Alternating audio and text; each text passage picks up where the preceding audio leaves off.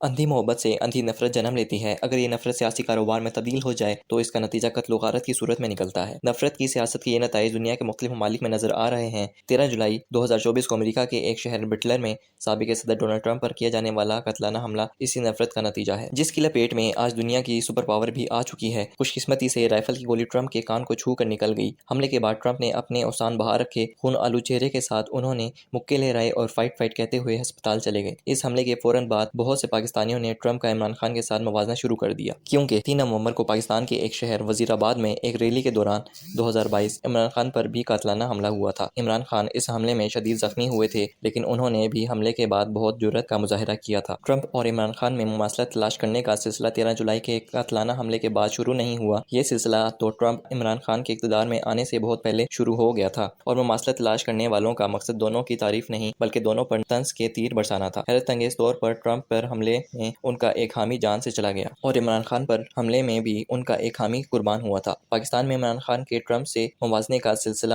ستمبر میں شروع ہوا، جب پرویز بود بھائی نے انگریزی اخبار 2015 پاکستان کا ڈونلڈ ٹرمپ ڈان میں ایک کالم لکھا جس کا عنوان تھا۔ اس کالم میں عمران خان کی پارٹی کو برگر بچوں کا بریگیڈ قرار دے کر ان کا مذاق اڑایا گیا تھا، اور کہا گیا کہ وہ ڈونلڈ ٹرمپ کی طرف ایک غیر سنجیدہ سیاستدان ہیں جو اقتدار میں آ گئے تو پاکستان کو کسی جنگ میں دھکیل دیں گے۔ 2018 میں عمران خان پاکستان کے وزیر اعظم بن گئے تو امریکہ کے معروف کامیڈین ٹریوس نو نے دی ڈیلی شو میں خان کو پاکستان کا ٹرمپ اور ٹرمپ کو امریکہ کا عمران خان قرار دیا۔ ابتدا میں عمران خان اور ٹرمپ کے آپس میں تعلقات اچھے نہ تھے، لیکن پھر جولائی 2019 میں عمران خان نے بطور وزیر اعظم امریکہ کا دورہ کیا۔ ٹرمپ کے ساتھ ان کی ملاقات بہت اچھی رہی۔ اس ملاقات میں ٹرمپ نے مسئلہ کشمیر سے ثالثی کی پیشکش کی، جس پر بھارت کو بہت بڑی تکلیف ہوئی۔ ٹرمپ دراصل عمران خان کے ذریعے افغان طالبان سے مذاکرات کرنا چاہتے تھے اور اپنی فوج کو افغانستان سے نکالنا چاہتے تھے۔ عمران خان نے اپنے army chief general Qamar Javed Bajwa اور ISI کے سربراہ جنرل فیض حمید کے ذریعے افغان طالبان اور امریکہ میں مذاکرات کے لیے سہولت کاری کی۔ فروری 2020 میں افغان طالبان اور امریکہ میں دوحہ امن معاہدہ ہو گیا۔ معاہدے پر عمل درآمد کے چکر میں باجوہ نے اپنی مدت ملازمت میں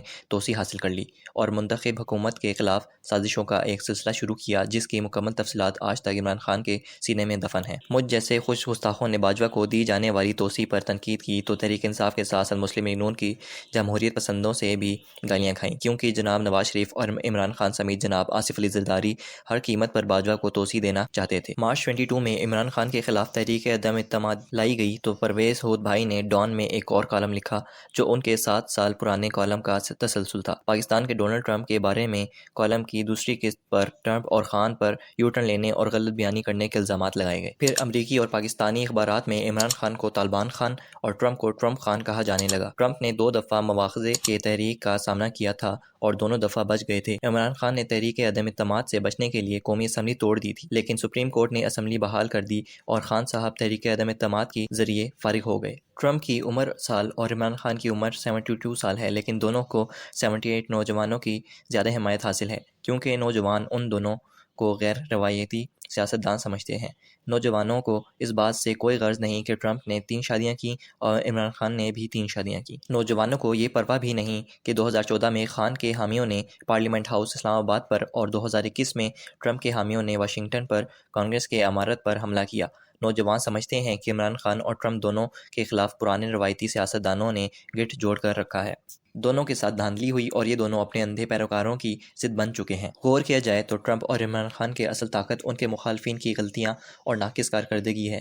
یہ دونوں جب اقتدار میں تھے تو میڈیا سے ناراض رہتے تھے، دونوں نے میڈیا کو کنٹرول کرنے کی کوشش کی اور میں نے ان دونوں پر خوب تنقید کی۔ جب یہ دونوں اقتدار سے نکالے گئے تو ان پر غیر سوچے سمجھے الٹے سیدھے مقدمات درج کیے گئے۔ میڈیا سے توقع کی گئی وہ ان جھوٹے مقدمات کا دفاع کرے اور دونوں کا بلیک آؤٹ کر دے۔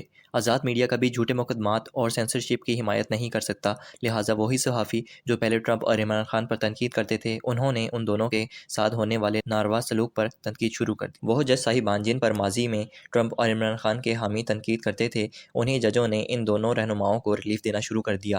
پہلے ٹرمپ اور عمران خان پر الزام تھا کہ وہ نفرت کی سیاست کرتے ہیں، آج یہ دونوں اپنے مخالفین کی اندھی نفرت کا نشانہ ہیں جو کسی نہ کسی طرح ان دونوں کا جسمانی وجود مٹا کر دونوں کی مقبولیت سے جان چھڑانا چاہتے ہیں۔ دھونس دھاندلی پاپولر لیڈرشپ کا جسمانی وجود تو مٹایا جا سکتا ہے، لیکن یہ کسی ریاست یا کمزوری کا ثبوت ہوتا ہے۔ سپریم کورٹ کی طرف سے مخصوص نشستوں کے بارے میں فیصلے کو کوئی 100 دفعہ سیاسی فیصلہ کہیں، لیکن تاریخ میں یہ فیصلہ لکھنے والے 8 جج جسٹس منیر کی روایت کے باقی کہلائیں گے۔ عدت میں نکاح کے مقدمے میں بری ہو جانے کے باوجود عمران خان کو رہا نہیں کیا جاتا تو اس سے ریاست مضبوط نہیں ہوگی۔ جہاں آئین و قانون مذاق بن جائیں، وہاں ریاست کو ریاست نہیں سمجھا جاتا، کچھ اور سمجھا جاتا ہے۔ ٹرمپ اور عمران خان کا صرف ایک علاج ہے، دونوں سے آئین و قانون کے مطابق نپٹا جائے۔ ہو سکتا ہے دونوں اپنی غلطیوں سے سبق سیکھ لیں، اور اگر سبق نہیں سیکھیں گے تو دونوں کا علاج عوام کے پاس ہے۔ عوام نے انہیں سر پر بٹھایا ہے، عوام ہی انہیں گرانے کا حق رکھتی ہے۔ گالی اور گولی سے نہ ٹرمپ قابو آئے گا اور جھوٹے مقدمات سے عمران خان کی ریاست بھی ختم نہ ہوگی۔ دونوں کو ختم کرنے کے لیے ریاست کو مزید خطرات سے دوچار نہ کیا جائے۔